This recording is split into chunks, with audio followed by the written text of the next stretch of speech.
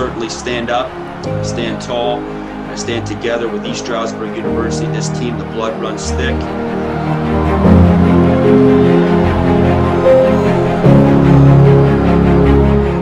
It's like, if we can unite in that way, imagine what we can do, what change we can make when we reunite for the human race. One of the things they said is, I just want to know where you stand. Like, don't be silent. Like, just say something. Say that Black Lives Matter. Say that you have our backs. It can be done. We just have to speak up and use our voices. You know, and there are going to be some people who, you know, want to fight the cause, but I do believe that change is going to happen. Our team does believe that as well. You're in it together. You have each other's backs, and you're doing whatever it takes to help everyone accomplish those goals.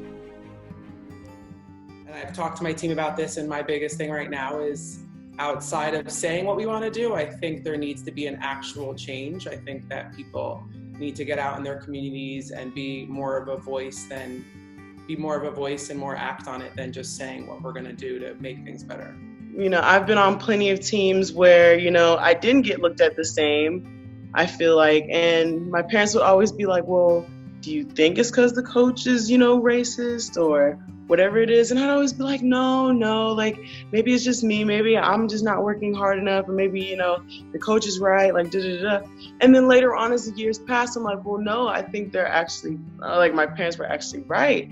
And to be able to have those open conversations about racism, about social injustice, police brutality, and these things, I think the more we talk about it, educate ourselves, give us the means for action. And I think from our vantage point, from my influential position as the head football coach, we look forward to being men of action and be able to do this. You know, as a staff now, with having our eyes open a little bit more to the Black Lives Matter movement, I think we need to communicate more openly. And if somebody doesn't feel welcome, or if they have an issue, finding out what those issues are. You know, you're not gonna truly appreciate someone for who they are if you don't see who they are.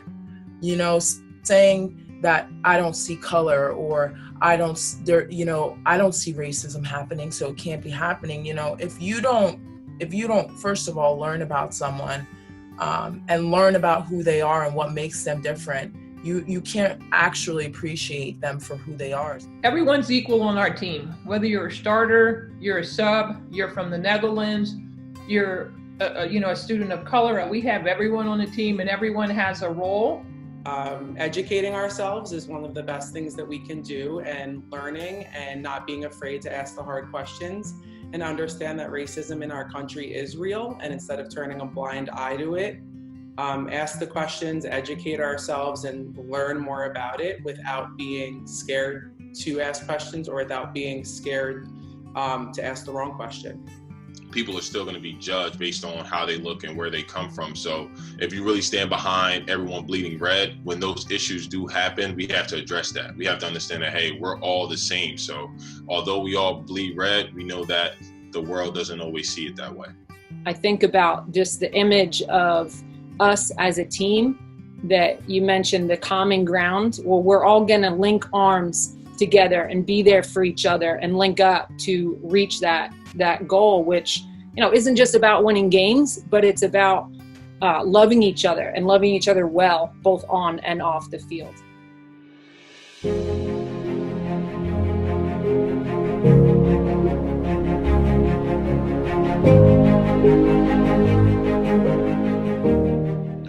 Protests and the movement, Black Lives Matter, across our country, it hits home to us. You know, our locker room is a very diverse locker room, always has been and always will be at East Stroudsburg. I don't think that just doing things the right way is enough, or not doing the wrong thing doesn't make it the right thing. Until we address police brutality, until we address, you know, the microaggressions that we face every day as people of color, you know, there is not going to be a common ground.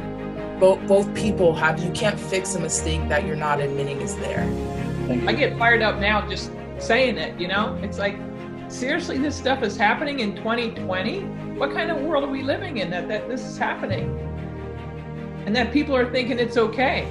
So the biggest thing that I've been stressing with my team is before, you jump on the bandwagon of something, understand what you're doing and understand why. And if you don't understand it, ask somebody that might, or ask somebody that sadly has experienced racism on a daily basis. And ignorance can't be the excuse anymore, because people are now more willing to talk more than ever. So please listen with an open mind and open heart and have perspective. Don't think because of the life you live is, the only way that it is for everyone.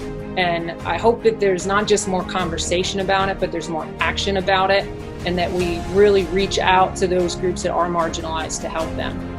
We still got to protest. We still got to, we can't be satisfied with where we are. We still have to keep pushing, and,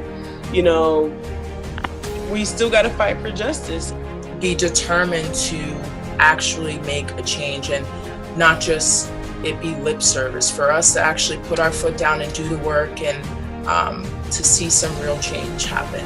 Our Black community is down with the police brutality and what you've seen from George Floyd, Breonna Taylor, and the countless many others that haven't been on the front page of the papers. It's a time for everybody to step up and do their job, just like on a sports team, so we can find that common ground, that unified purpose. And that at East Stroudsburg University, it's standing together, not standing alone, for Black Lives Matter, and doing it the right way.